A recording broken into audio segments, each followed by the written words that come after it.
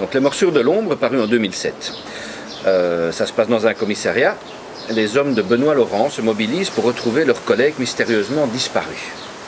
Après plusieurs jours d'enquête, ils n'ont toujours aucune piste, sauf celle de l'épouse trompée qui cherche à punir son mari infidèle. Le commissaire, Benoît Laurent, semble aussi épanoui dans son boulot que dans sa vie de famille. Après une énième soirée en charmante compagnie, voilà qu'il se réveille au fond d'une cave, dans une cellule. Que fait-il là? Pourquoi il y est? Mystère. Là encore, on ne rigole pas. De nouveau, l'enfermement, la cellule, comme dans ton roman précédent, même si c'est quand même un peu moins noir et encore que... moi je le trouve tout aussi noir que Meurtre pour rédemption et même plus désespéré, je dirais. Ah oui, comment est-ce qu'on fait pour écrire des... quand on te connaît un peu à l'extérieur, tu n'es pas quand même une personne aussi noire que dans tes romans. Pourquoi c'est autant de noirceur? Je sais pas vraiment en fait. C'est pas vraiment un choix, comme je le disais tout à l'heure. Dès que je me mets à écrire, voilà, c'est quand même très très noir. Mais je crois que c'est simplement parce que je suis assez... j'ai quand même les yeux ouverts, je crois, sur la réalité à la fois de la nature humaine, du monde qui nous entoure. Et j'ai pas envie d'édulcorer ça. C'est-à-dire qu'il y a quand même des choses qui se passent autour de nous qui sont extrêmement noires,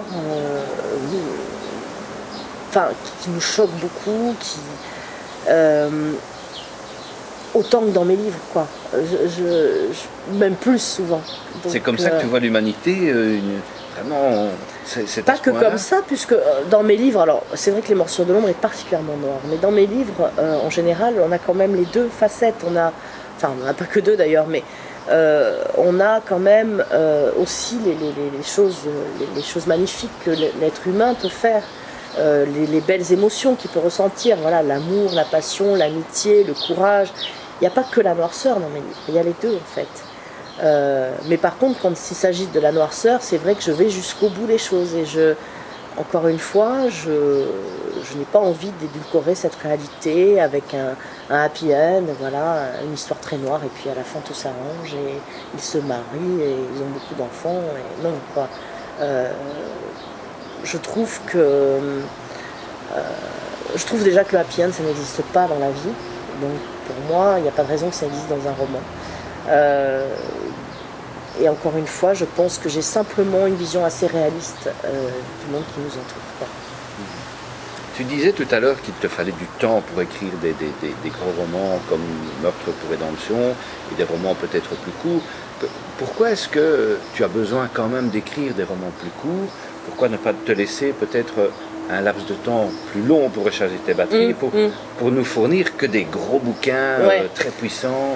Alors non, ça serait pas une bonne idée, tout simplement parce que chaque roman que j'écris, d'abord c'est parce que j'ai envie de l'écrire et parce qu'il va m'apporter quelque chose, surtout au niveau du style, c'est-à-dire que à chaque fois je vais évoluer. Je le sens bien sur l'écriture de Juste une ombre par exemple, j'ai senti mon style évoluer. C'est aussi je ne peux pas rester 5 ans sans écrire de toute façon déjà. Et puis chaque roman va m'apporter quelque chose et va me permettre de préparer justement le gros roman qui va arriver après. C'est-à-dire que c'est une façon aussi de continuer à m'exercer quelque part, à améliorer mon style, à le modifier, à le ciseler, etc. Et donc ces livres-là aussi sont importants pour ça. Pour travailler le suspense, pour travailler le style, l'intrigue. Je ne peux pas m'arrêter d'écrire 5 ans pour en charger suffisamment les batteries et écrire un deuxième Meurtre pour rédemption. Il faut que j'écrive autre chose en fait. On l'a senti, l'aspect psychologique est très important dans tes romans. Est-ce que tu étudies, est-ce que tu observes beaucoup les gens, ton entourage? Oui, d'ailleurs, je suis en train de t'observer. Autant que tu me poses des questions. Oui, j'ai toujours fait ça. C'est-à-dire que je suis quelqu'un qui regarde beaucoup les autres, qui les écoute beaucoup et qui essaie de comprendre leur façon d'agir en fait. Pourquoi ils agissent comme ça, pourquoi ils ont ces réactions-là, pourquoi... ils sont comme ils sont aujourd'hui. C'est-à-dire qu'en fait, c'est drôle parce que les gens pensent que pour écrire des livres comme ça, il faut être sadique. En fait, c'est exactement l'inverse. C'est-à-dire qu'il faut avoir beaucoup d'empathie pour les gens et essayer de comprendre pourquoi aujourd'hui ils sont tels qu'ils sont, par rapport à ce qu'ils ont vécu dans leur enfance, etc. Et c'est beaucoup écouter les autres, beaucoup essayer de les comprendre. Voilà. Et donc je refais pareil avec les personnages. Et écrire un roman d'amour à l'eau de rose, même si on te proposerait un contrat en or, si on me proposait un contrat en or, peut-être que j'essaierais de le faire, mais je pense que j'y arriverai pas. Le problème il est là, quoi. Je pense que j'y arriverai pas parce que, à la rigueur, quelque chose avec de l'humour noir, peut-être j'y arriverai. Après, une histoire d'amour, ça oui, puisque j'en ai écrit plusieurs déjà dans mes romans, que ce soit Meurtre Prévention, justement, ou Jusqu'à ce que la mort nous unisse, ou plein d'autres livres. Mais donc le côté histoire d'amour, ça oui, mais à l'eau de rose, non. Voilà, le problème c'est l'eau de rose, quoi. Un joli conte de fées. Non, on m'a demandé d'écrire pour les enfants. Alors même si c'est pas des contes de fées d'ailleurs pour les enfants, puisqu'on écrit des polars pour la jeunesse.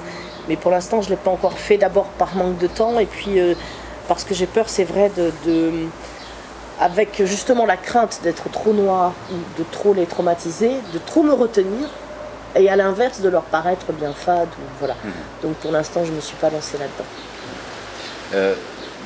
Dans ce livre aussi, comme dans le précédent, il y a le thème de l'enfermement. Oui. Est-ce que c'est quelque chose qui te tracasse, Pourquoi ce thème-là? Alors, il y en a beaucoup, hein. Il y a les morsures de l'ombre, il y a Meurtre ça, Prévention, il y a Purgatoire des innocents, c'est des huis clos, c'est des enfermements.